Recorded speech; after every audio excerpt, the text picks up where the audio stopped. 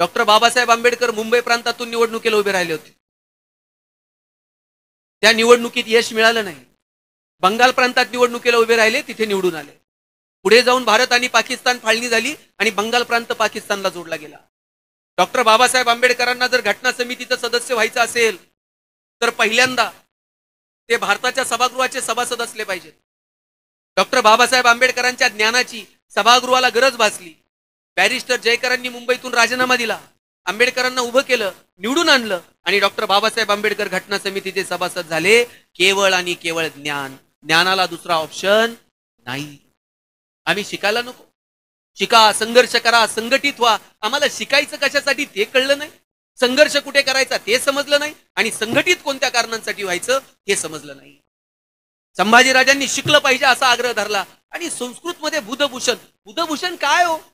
उत्तम प्रशासक कसा असावा, प्रशासन कसं असावं याच्यावरती चिंतन आहे बुधभूषण म्हणजे.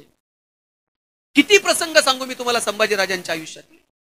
वयाच्या 8व्या वर्षी मिर्झा राजेसारखं संकट, संभाजीराजे 8 वर्षाचे आणि मिर्झा राजेसारखं संकट स्वराज्यावरती चालून आलं.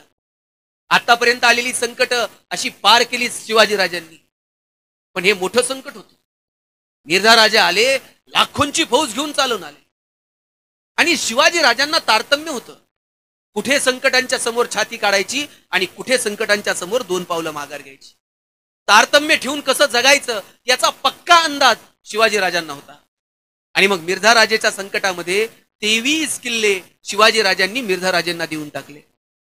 इथं अनेक वयस्कर माणसं, मला सांगा, शिवाजी राजे वयाच्या अशा टप्प्यावर आहेत जिथे स्वराज्यातले महत्वाचे 23 किल्ले मिर्झा राजेला द्यावे लागले.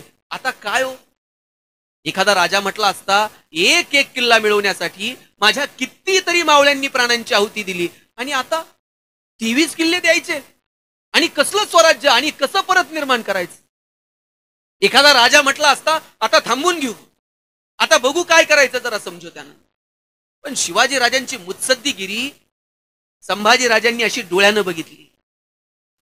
या सगळ्या तहाच्या सगळ्या प्रक्रियेमध्ये, नुसत्या या तहाच्या प्रक्रियेमध्ये नाही, औरंगजेबाला भेटायला आग्र्याला जायचं तिथपर्यंत संभाजीराजे पावला पावला गणित शिवाजी राजांच्या सोबत आहे.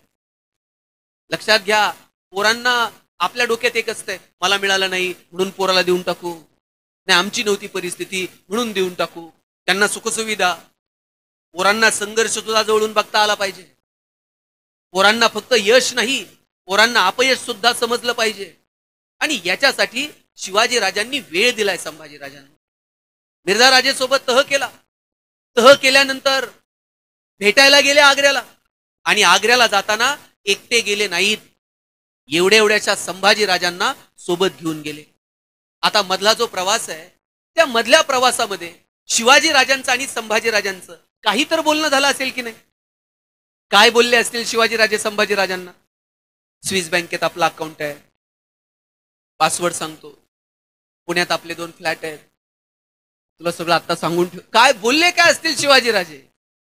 शिवाजी राजांनी सांगितलं असेल, शंभूराजे, आतापर्यंत तुम्ही जिंकणं बघितलं, आतापर्यंत तुम्ही यश बघितलं, आयुष्यातला संघर्ष सुद्धा जवळून बघा, चला आमच्या सोबत. घेऊन गेले. तिथं गेल्यानंतर औरंगजेबानं संभाजी राजांना एक हत्ती भेट म्हणून दिला आणि थोडीशी गंमत करावी म्हणून दिलेर खान म्हटला, शंभूराजे, आप इतने छोटे हो और हाथी इतना बड़ा है, इस हाथी को आप महाराष्ट्र में कैसे ले जाओगे? एवढासा संभाजी राजा दिलेर खानाच्या डोळ्यात डोळे घालून सांगतो, ये तो जानवर है, बैठ कर जाएंगे, नहीं आया तो खींच कर ले जाएंगे, लेकिन हमारे आबा साहब ने जो आपको किले दिए हैं वो तो अभी महाराष्ट्र में है, उन्हें आप आगरा कैसे ले आओगे?